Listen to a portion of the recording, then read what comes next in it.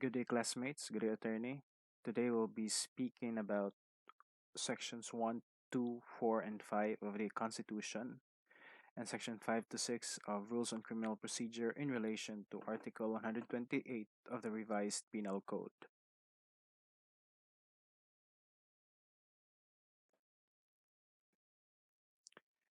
So, Article 128 of the Revised Penal Code states that the penalty of prisión correccional in its minimum period shall be imposed upon any public officer or employee who, not being authorized by judicial order, shall enter any dwelling against the.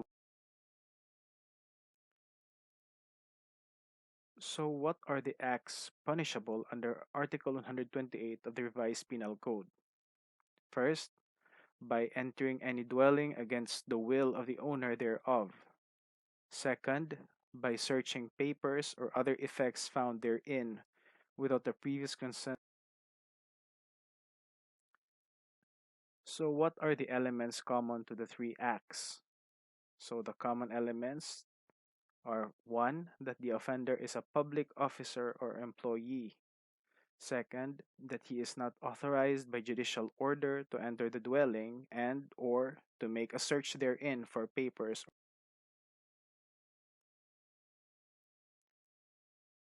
So, for the benefit of this discussion, it is important to note who are public officers.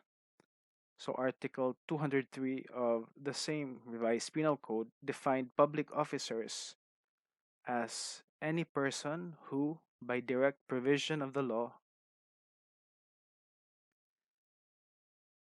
So, what does the law mean when it says against the will of the owner?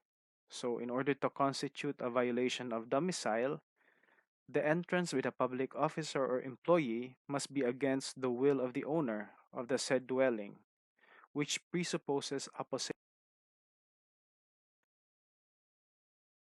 So the defenses under Article 128 of the Revised Penal Code can be found in the following.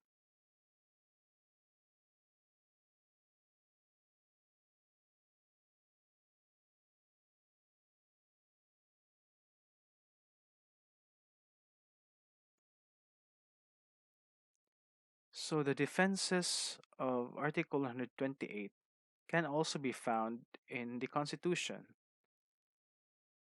Section 1 of the Bill of Rights states that no person shall be deprived of life, liberty, or property without due process of law.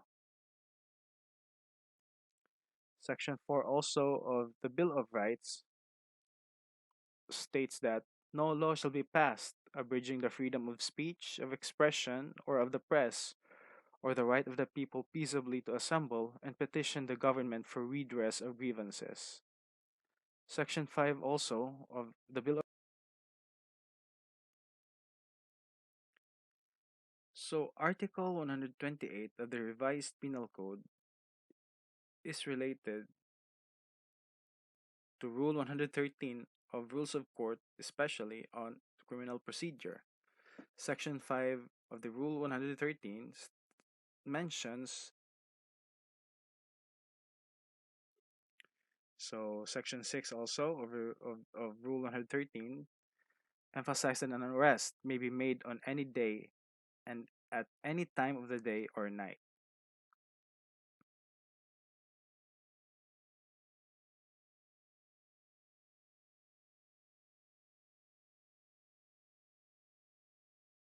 So, the case related to the previous concepts and articles discussed earlier, here we have People versus Kubin Jr.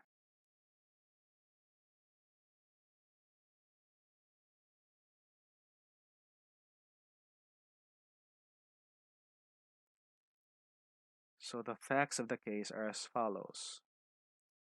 So, according to the prosecution, a desk officer of Cavite police station received a telephone call that a person had been shot near the cemetery.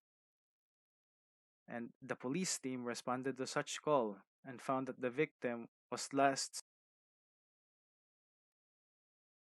They also found on top of a drum a homemade Smith& Wesson caliber .38 revolver without a serial number. And also, a blood-stained white Hanes t-shirt and the blood sample of the victim yielded positive results for human blood belonging to blood type O. So before leaving, the policeman took the clothes, a white t-shirt belonging to his son Denver. And he also claimed that the policeman did not have a search warrant nor a warrant of arrest when they took him into custody, nor did they inform him of his constitutional right to remain silent and to be assisted by counsel. So the issue of this case is whether or not the arrest is valid.